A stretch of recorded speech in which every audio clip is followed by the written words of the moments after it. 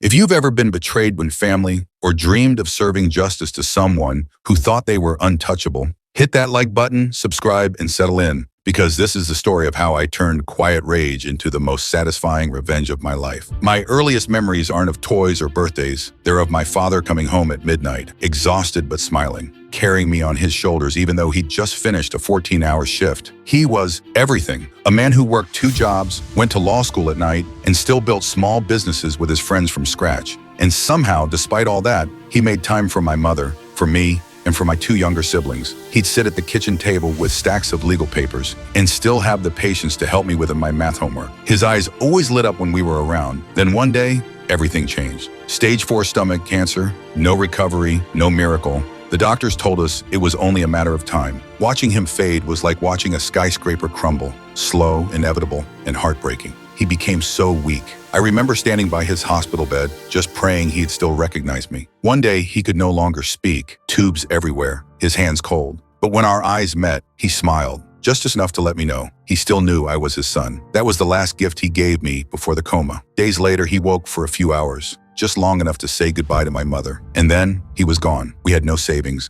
My mother was a housewife. And the man who had been the heart of our family had left a hole nothing could fill. Enter my grandfather. If you've ever met a man who treats other people's achievements as his own, you've met my grandfather. Self-centered, cold, the kind of person who uses your grief as a stage for his ego. He used my father's obituary like a trophy, boasting to neighbors about my dad's grades, his career, like he had been the one pulling those late nights and building those businesses. And then the offer. 2 businesses, my father's businesses, needed managing. My mother had no experience. My grandfather said, "Let me handle it. I'll make sure you and the kids are taken care of." We believed him. We trusted him. Years passed. The businesses never seemed to make much. My mother took job after job just to keep us afloat. Grandfather would help with school fees. He made it sound like a generous aircraft. I got scholarships and worked my way through school. My siblings, not as lucky, leaned more on him for help, and he never let them forget it. After I graduated, I became a high school teacher. Not glamorous, but steady. My siblings were both in medical school. Our family was tired,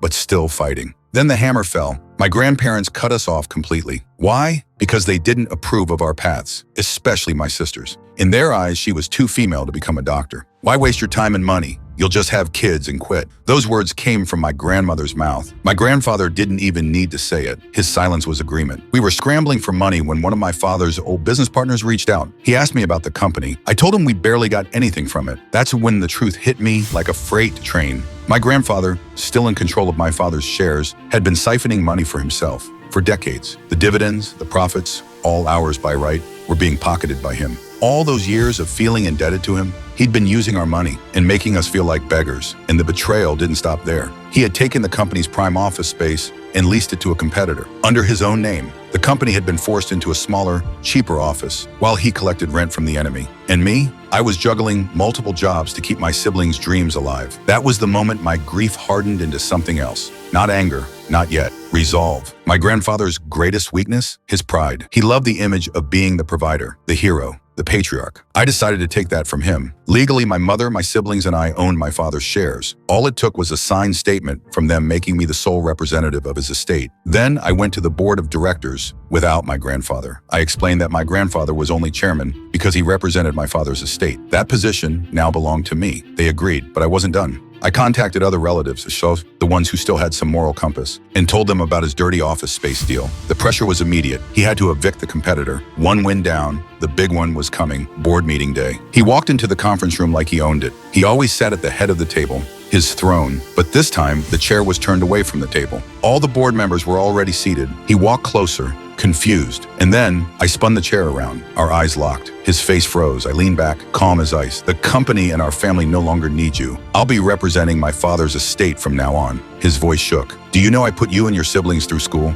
I smiled. "No, Dad did." Silence. The humiliation on his face was indescribable. For the first time in my life, I saw him defeated. I didn't keep the chairman role. I didn't need to. I took a modest job in the Treasury Department, but every cent of profit sharing now went where my father wanted it, to his family. One of my first acts as a board member before stepping down, giving my mother a permanent job she deserved. My grandfather, jobless, friendless, even my grandmother can't stand him anymore. They don't sleep in the same room. And the latest, my sister told me he drained the rest of their money on a sugar baby. Desperate for someone to stroke his ego. Pathetic. That chair spin in the boardroom, that single moment was worth every sacrifice. I didn't just take his job, I took his mask. The illusion that he was our savior. And in the silence that followed, I felt something I hadn't felt since my father died. Closure. Some people think revenge means destroying someone, but sometimes the real revenge is stripping away the story they tell about themselves and letting them live with the truth. If this story gave you chills, smash that like button and tell me in the comments, what's the most satisfying revenge you've ever seen? And don't forget to subscribe, because the best revenge stories are always true.